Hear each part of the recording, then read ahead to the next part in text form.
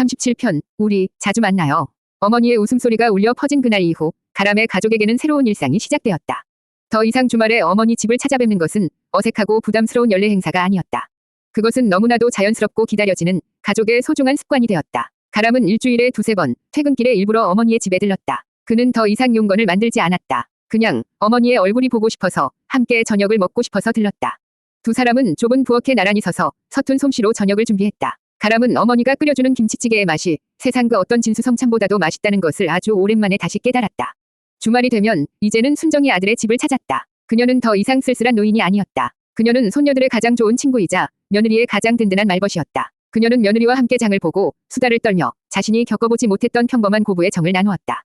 손녀들은 할머니의 무릎에 앉아 할머니가 살아왔던 또 다른 세상의 이야기를 듣는 것을 가장 좋아했다. 그들의 데이트는 계속되었다. 가을에는 함께 단풍 구경을 갔고 겨울에는 뜨끈한 온천을 찾았다. 가람은 어머니의 손을 잡고 휠체어를 밀며 그녀의 굽은 등을 어루만져 주었다. 순정은 그런 아들의 든든한 어깨에 기대어 소녀처럼 웃었다. 어느 봄날 가람은 어머니를 모시고 그녀가 젊은 시절 살았던 동네를 찾았다. 이제는 아파트 단지가 들어서 옛 모습을 거의 찾아볼 수 없었지만 순정은 눈을 감고 그곳에 있었을 낡은 골목길과 남편 섭과 함께 거닐었던 공원의 풍경을 추억했다. 저기 저 벤치에서 내 아빠가 나한테 처음으로 노래를 불러줬단다. 저 모퉁이 떡볶이집 내 아빠가 참 좋아했는데. 그녀의 모든 추억 속에는 언제나 남편 섭이 함께하고 있었다. 가람은 어머니의 이야기를 들으며 아버지와 함께 어머니의 청춘 속을 여행했다. 그는 더 이상 아버지가 밉거나 원망스럽지 않았다. 그는 아버지가 비록 짧았지만 어머니에게 얼마나 큰 사랑을 주었던 사람인지를 온 마음으로 느낄 수 있었다. 그날 저녁 집으로 돌아오는 차 안, 순정이 차창 밖을 보며 나지막하게 말했다. 고맙다 아들아. 덕분에 아주 긴 꿈을 꾼 것 같구나. 가람은 대답 대신 어머니의 손을 가만히 잡았다. 차가 집 앞에 멈추고 순정이 차에서 내렸다. 그녀는 평소처럼 아들의 차가 골목 끝으로 사라질 때까지 그 자리에 서서 손을 흔들어 주었다. 가람은 차를 몰아 코너를 돌기 직전 백미러를 통해 희미하게 웃으며 손을 흔드는 어머니의 모습을 보았다. 그리고 생각했다. 저 평범한 일상이 자신에게는 얼마나 큰 기적인지를. 그는 매일 어머니와 작별 인사를 했다. 그리고 매일 다음 만남을 기약했다. 38편, 늦게 피어난 가족. 그해 가을, 순정의 생일날. 가람의 집에는 온 가족이 모였다. 며느리는 아침부터 정성껏 생일상을 차렸고 손녀들은 삐뚤빼뚤한 글씨로 쓴 축하 카드를 할머니의 품에 안겨주었다. 순정의 얼굴에는 행복한 미소가 떠날 줄을 몰랐다. 가람은 어머니를 위해 아주 특별한 선물을 준비했다. 그는 지난 몇 달간 어머니가 들려준 모든 이야기들을 한 권위 책으로 엮었다. 아버지 섭에 대한 이야기, 달이 빛나는 밤의 위 작가로서의 삶, 그리고 그녀의 소소한 일상들까지. 책의 제목은 어머니, 나의 첫사랑이었다. 엄마, 생신 축하드려요. 가람은 서툰 포장지에 싼 책을 그녀에게 건넸다. 순정은 조심스럽게 포장을 뜯고 책의 표지를 확인하는 순간 말을 잇지 못하고 눈물만 글썽였다. 그녀의 흩어져 있던 두 개의 삶이 아들의 손을 통해 비로소 한 권의 역사로 완성된 것이다. 그날 저녁 모두가 거실에 모여 앉아 가람이 만든 책을 함께 읽었다. 순정은 며느리와 손녀들에게 사진 속에 없는 남자 섭에 대한 이야기를 들려주었다.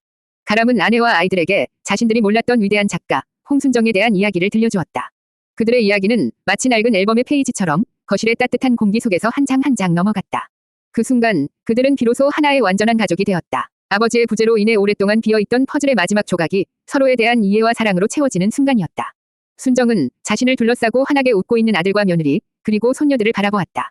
그녀는 문득 하늘에 있을 남편 섭을 떠올렸다. 그리고 마음속으로 그에게 속삭였다. 여보, 보고 있어요. 당신이 그렇게 지키고 싶어 했던 가족이 이제야 비로소 이렇게 활짝 피어났어요.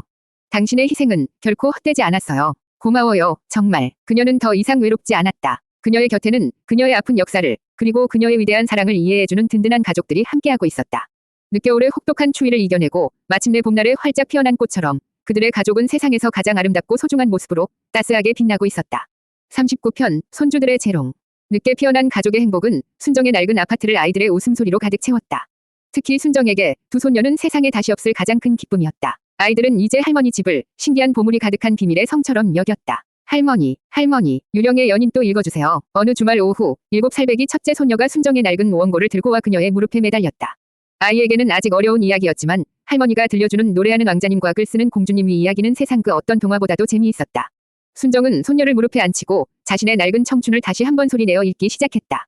그녀의 목소리는 더 이상 슬픔에 잠겨있지 않았다. 그것은 자신의 가장 빛나던 시절을 가장 사랑하는 이에게 자랑스럽게 들려주는 한껏 들뜬 목소리였다. 이야기가 절정에 다다를 무렵 5살배기 둘째 소녀가 어디선가 낡은 기타를 들고 와 낑낑거리며 흉내를 냈다. 그것은 가람이 아주 어렸을 때 아버지의 섭이 잠시 쳤었던 낡은 기타였다. 아이는 고사리 같은 손으로 기타 줄을 퉁기며 제멋대로 노래를 불렀다. 내가 바로 노래하는 왕자님이다. 아이의 엉뚱한 재롱에 거실은 순식간에 웃음바다가 되었다. 순정은 배를 잡고 웃다가 눈물까지 훔쳤다. 가람과 며느리도 아이의 모습에 박장대소를 터뜨렸다. 그 순간 낡은 기타 위로 섭의 희미한 얼굴이 겹쳐 보이는 듯했다.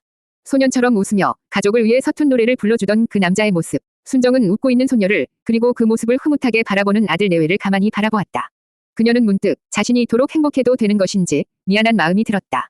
자신을 위해 모든 것을 바치고 떠나간 남편에게. 하지만 그녀는 이내 고개를 저었다. 아니, 그 사람이야말로 이 풍경을 가장 바랐을 것이다. 자신이 더 이상 슬픔에 갇혀있지 않고 이렇게 아이들의 재롱에 소리내어 웃는 모습을.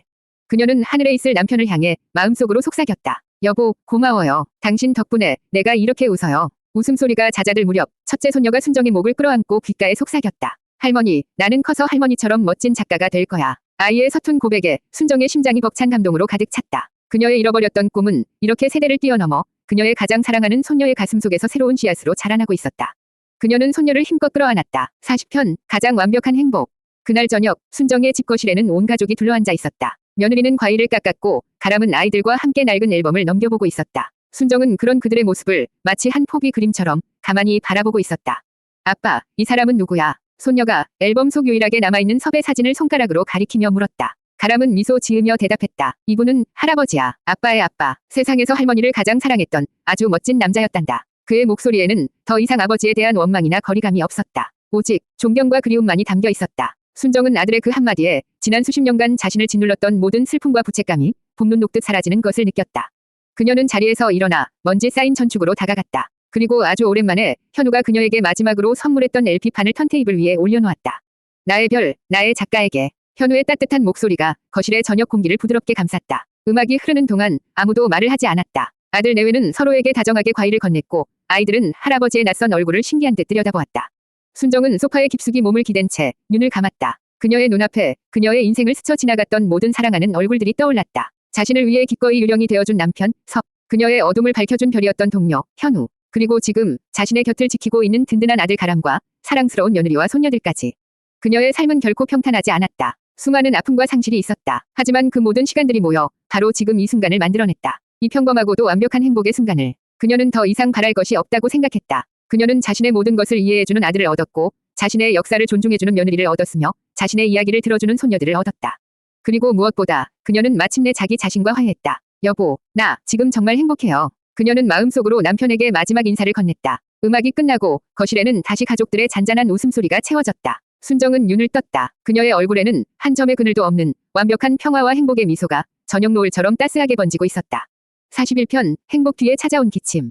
가장 완벽한 행복의 순간은 영원하지 않았다. 늦게 피어난 가족의 사랑은 뜨거웠지만 시간의 흐름을 거스를 수는 없었다. 순정의 웃음소리가 집안을 가득 채우던 그날 이후로도 가람과 그의 가족들은 어머니와 함께 소중한 시간들을 쌓아갔다.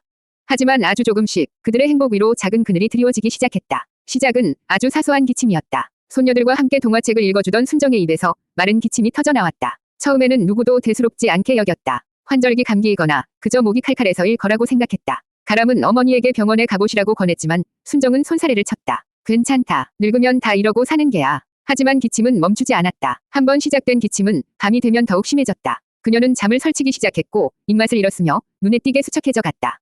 그녀의 얼굴에서 되찾았던 생기와 웃음이 서서히 사라지고 다시 예전의 깊은 피로와 슬픔의 그림자가 드리워졌다.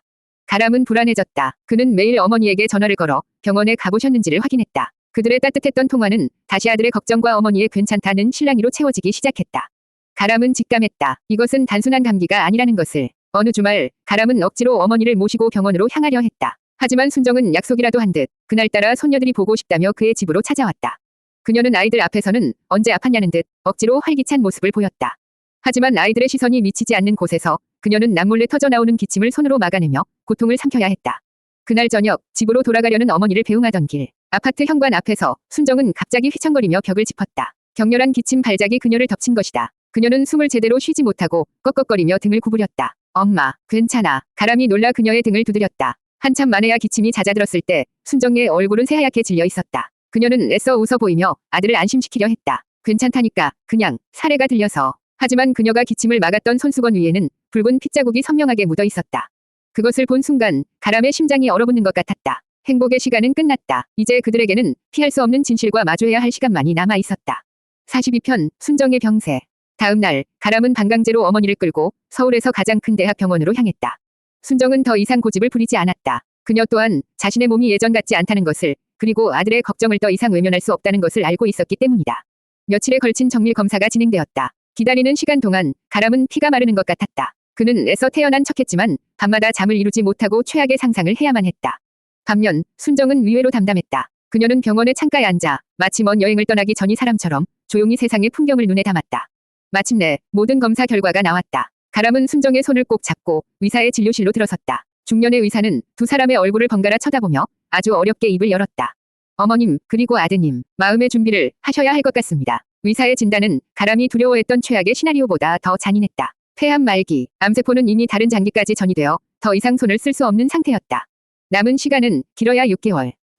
가람의 머릿속이 하얗게 비었다. 아무 소리도 들리지 않았다. 그는 의사의 입모양만 멍하니 쳐다볼 뿐이었다. 이제 겨우 어머니와 진짜 가족이 되었는데, 이제 겨우 그녀의 웃음소리를 되찾았는데, 이 모든 행복이 고작 몇 달짜리 시한부였다는 말인가. 잔인한 운명에 대한 분노가 그의 온몸을 떨리게 만들었다. 하지만 순정의 반응은 놀라울 정도로 차분했다. 그녀는 의사의 모든 설명을 눈 하나 깜빡이지 않고 들었다. 그리고는 모든 것을 예감했다는 듯 아주 평온한 목소리로 물었다. 알겠습니다, 선생님. 혹시 진통제만 좀 처방해 주실 수 있을까요? 우리 아들이, 그리고 손녀들이 제가 아파하는 모습은 보지 않았으면 해서요.